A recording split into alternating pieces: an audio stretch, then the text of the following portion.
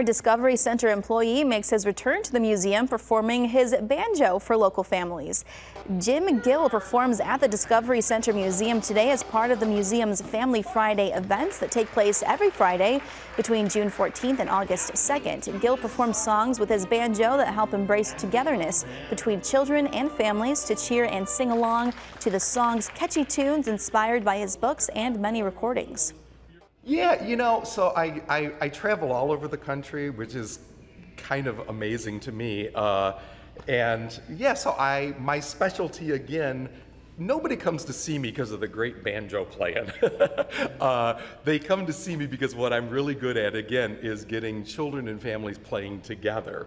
And that is kind of a unique interest of mine, as well as maybe a unique little talent.